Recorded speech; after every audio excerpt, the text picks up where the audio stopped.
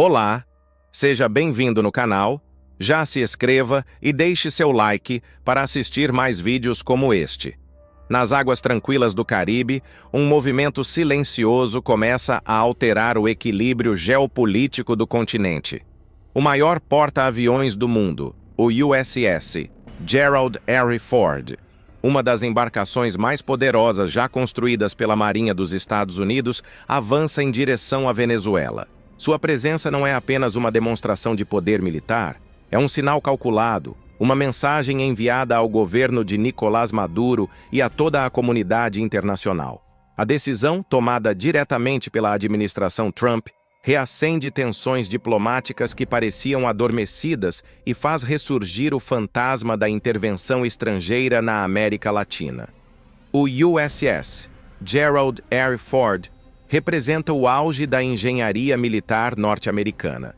Com mais de 100 mil toneladas, 333 metros de comprimento e capacidade para operar cerca de 75 aeronaves, ele é uma cidade flutuante projetada para a guerra moderna. A bordo, caças F-A-18, Super Hornet e helicópteros Seahawk estão em alerta permanente, enquanto aviões de vigilância eletrônica monitoram cada milha marítima ao redor. O Pentágono afirma que o deslocamento da embarcação tem um propósito estritamente preventivo, focado em combater o narcotráfico e proteger as rotas comerciais do Atlântico Sul. No entanto, especialistas em defesa e diplomacia concordam que a mensagem real é muito mais profunda. Trata-se de uma advertência direta ao governo venezuelano e um sinal de que Washington está disposto a endurecer sua postura na região.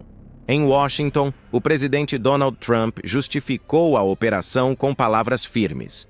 Segundo ele, a presença da frota no Caribe é uma resposta a regimes que protegem criminosos e ameaçam a estabilidade hemisférica. Em uma de suas declarações mais polêmicas, Trump afirmou que o próximo alvo será em terra se for necessário. A fala foi interpretada como uma ameaça direta ao governo de Nicolás Maduro, que há anos enfrenta sanções econômicas, acusações de corrupção e denúncias de violações de direitos humanos. O discurso, transmitido em rede nacional, repercutiu imediatamente em Caracas. Horas depois, o presidente venezuelano respondeu com um tom de confronto.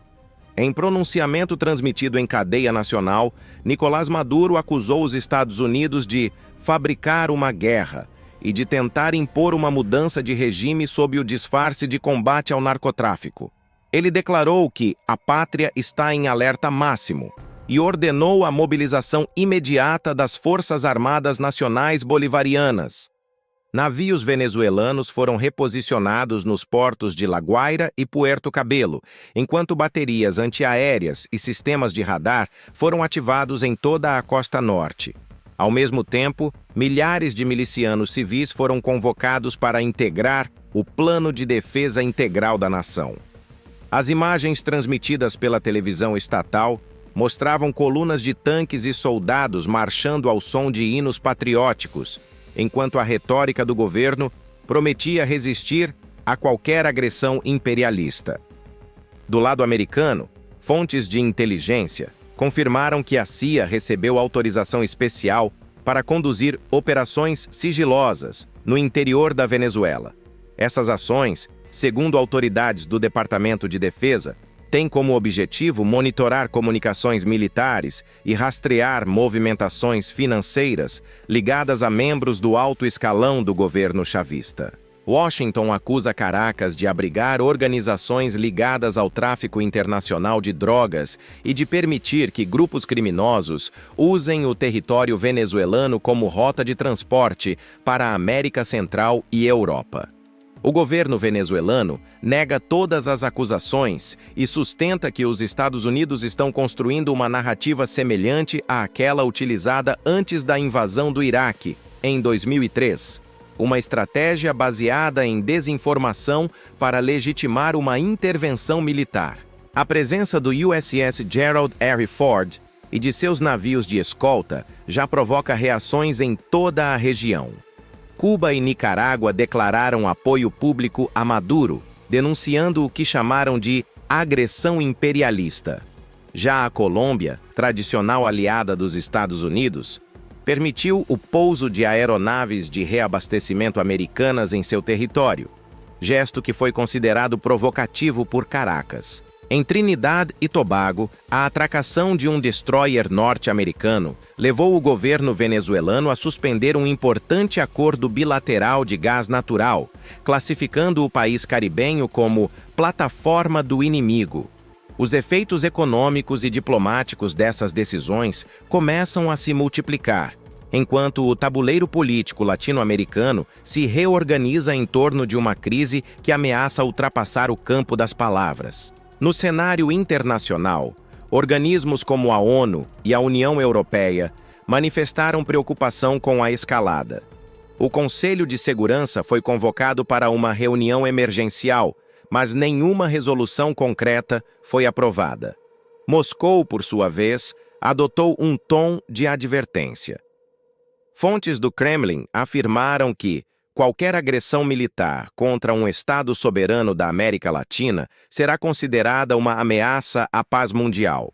Analistas militares não descartam a possibilidade de que a Rússia ofereça suporte técnico à Venezuela, especialmente em sistemas de defesa aérea S-300, já operacionais no país desde 2018.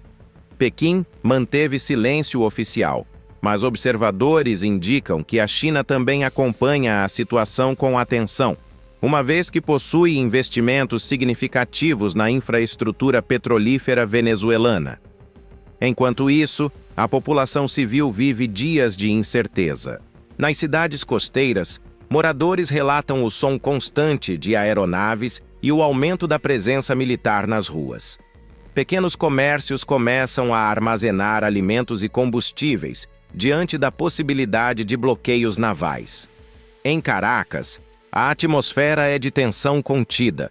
Rádios locais tocam músicas patrióticas intercaladas com comunicados oficiais, e o sentimento de vulnerabilidade cresce à medida que notícias de exercícios militares americanos são transmitidas pelas agências internacionais. Do outro lado do mar, jornalistas a bordo do USS Gerald R. Ford descrevem a rotina da tripulação como tensa, mas disciplinada. Pilotos realizam simulações diárias de decolagem e pouso, e oficiais supervisionam cada movimento da frota como se esperassem ordens a qualquer momento. A crise entre Estados Unidos e Venezuela simboliza o choque entre duas visões opostas de poder e soberania.